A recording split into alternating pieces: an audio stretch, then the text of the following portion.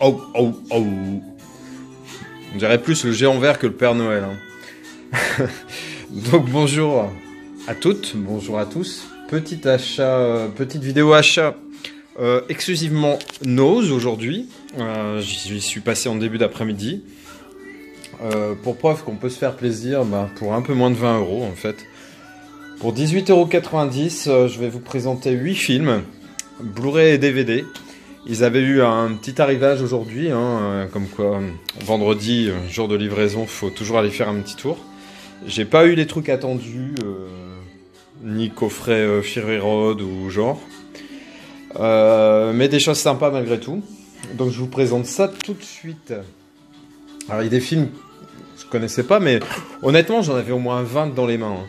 Mais j'ai fait une sélection, comme toujours. Je regarde par rapport au prix.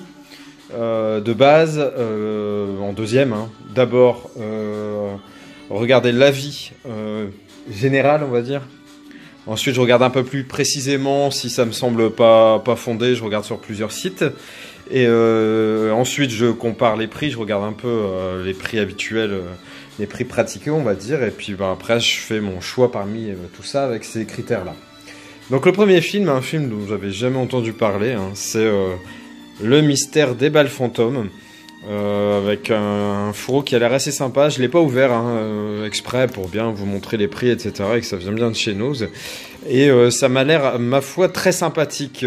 Ça me fait penser forcément à du Sherlock Holmes à la sauce nippone.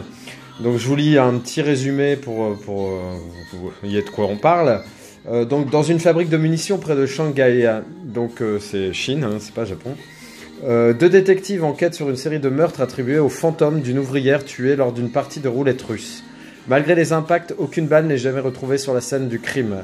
Pour élucider ce mystère, l'inflexible duo va devoir déjouer le sombre complot qui se noue entre le patron de la fabrique et le chef de la police.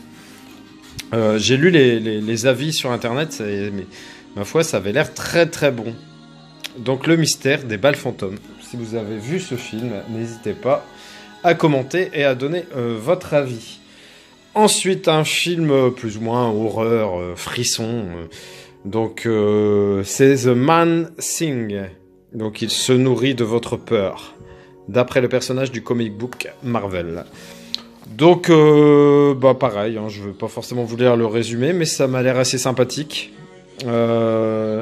Une histoire de monstre végétal un peu proche on va dire, de la créature du marais, qui, en gros, massacre tous ceux qui osent souiller son habitat naturel. Quelque chose de plus léger, une comédie, un plan béton, genre de comédie, vous savez que j'aime bien. Donc en gros, c'est Malcolm King qui est un homme d'affaires richissime et arrogant que sa future ex-épouse cherche à plumer à sa juste valeur. Pour conserver sa fortune, Malcolm organise son propre enlèvement avec l'aide de sa maîtresse écervelée et d'un ancien escroc. Mais son plan béton ne marche pas comme prévu. On pouvait s'en douter, sinon il n'y a pas de comédie si tout marche sur des roulettes. Ensuite, là, voilà. Donc ça, c'était un Jackie Chan que je ne connaissais pas. C'est Kung Fu Nani. Je vais appuyer sur pause pour ouvrir une lumière parce qu'il commence vraiment à faire sombre. Il est 16h10 et nous voilà déjà plongés dans l'obscurité. Voilà, c'est mieux, on y voit plus clair. Donc Kung Fu Nani avec l'excellent Jackie Chan. Je savais pas trop à quoi m'attendre sur celui-ci. Ils en avaient plusieurs, mais bon, la période vraiment du tout départ de Jackie Chan, Yen Intrépide et tout, c'est pas trop ma cam. Donc là, le Jackie Chan Kung Fu Nani, j'ai regardé un peu le résumé. Donc effectivement, ça fait penser au Babysitter avec Vin Diesel. Mais quand j'ai regardé les critiques, etc., et j'ai regardé la bande originale, ma foi, ça m'a l'air très très sympa. Donc c'est Jackie Chan qui est un super agent de la CIA, personne ne le sait, et encore moins sa compagne actuelle, mais sa plus grosse mission, ça va être de se faire accepter par les 3 enfants de sa compagne actuelle. Ça m'a l'air du grand Jackie Chan, rigolo, plein de cascades, etc. Et il manquait à ma collection. Ensuite, je garde les 2 Blu-ray pour la fin. Blood Creek, donc déjà on va dire que l'affiche en dit long, avec cette espèce de peau cramée avec une croix gammée à l'arrière du crâne. En 1936, les nazis croyaient que les sciences occultes pouvaient leur apporter l'immortalité. Près d'un siècle plus tard, le cauchemar est de retour. Film de Joel Schumacher. Et ouais, ça a l'air sympa. En plus, il y a Michael Fassbender, hein, qui est un acteur que j'aime beaucoup. Et en gros, donc l'histoire, c'est... En 1936, le Troisième Reich envoie à Stone Creek, aux États-Unis, le professeur Richard Wirtz, un expert à la tête du grand projet de recherche en occultisme d'Hitler. Plus de 70 ans après, Evan Marshall est à la recherche de son frère Victor, disparu dans la région. Victor réapparaît la nuit suivante et sans aucune explication prend les armes pour traquer ses ravisseurs. Evan découvre alors que les nazis sont toujours présents à Stone Creek. Voilà. J'ai lu, pareil, que apparemment c'était très, très correct comme film. Ensuite, une comédie avec l'excellent Edward Norton. Alors pourquoi il y a 2 fois son nom? C'est tout bêtement parce qu'il y a une histoire de jumeaux. Donc il joue forcément 2 rôles. Escroc en herbe, alors je sais pas, c'est le drapeau du Canada, vous pensez derrière lui, ou c'est une feuille de cannabis? Je sais pas. Hein. Donc Escroc en herbe, je vous lis vite fait, pareil, l'histoire qui est assez courte. Hein. Donc Bill, professeur de philosophie, retourne dans sa ville natale, en Oklahoma, à l'annonce de la mort de son frère jumeau survenu lors d'une transaction de drogue. Mais une fois sur place, il apprend rapidement que son frère Brady n'est pas mort et se retrouve alors embarqué, malgré lui, dans de troubles histoires. Aux côtés de sa mère excentrique, la magnifique Janet, Bill trouvera sur son chemin un criminel véreux, magouille et amour fraternel. Voilà, ça m'a l'air très très sympathique. Celui-là était un chouïa plus cher, il était à 2,99. Bon, ça reste très très correct. Donc là, on arrive aux 2 Blu-ray. Alors, le premier, c'est Aftershock. Alors, la pochette m'a attiré. Je pensais au film catastrophe un peu nanar, donc j'ai hésité. Et puis, quand j'ai regardé les images, ça m'avait l'air assez grandiose. J'ai regardé la bande-annonce, pareil, c'était plutôt du bon. Et les critiques, elles sont très très bonnes. Donc, c'est encore un film asiatique. Hein. Donc, la Chine a connu 2 des plus catastrophiques et meurtriers tremblements de terre jamais répertoriés sur ces 30 dernières années. Entre le séisme de Taksang en 1976, qui les sépare, et celui de 2008 au Sichuan, qui les réunit 32 ans plus tard, vivait à travers la reconstitution les plus impressionnantes jamais vues, les déchirements, les choix et les épreuves que traversent les membres d'une famille et en arrière-plan le pays tout entier. Et franchement, ouais, ça a l'air vraiment très terrible. Il y a de très bonnes critiques, encore une fois. Et ouais, je me devais, moi qui adore les films catastrophes, de faire le test de ce film. Et le dernier film que je vous présente, c'est La Cité de l'Ombre, dans un très beau fourreau, très très brillant.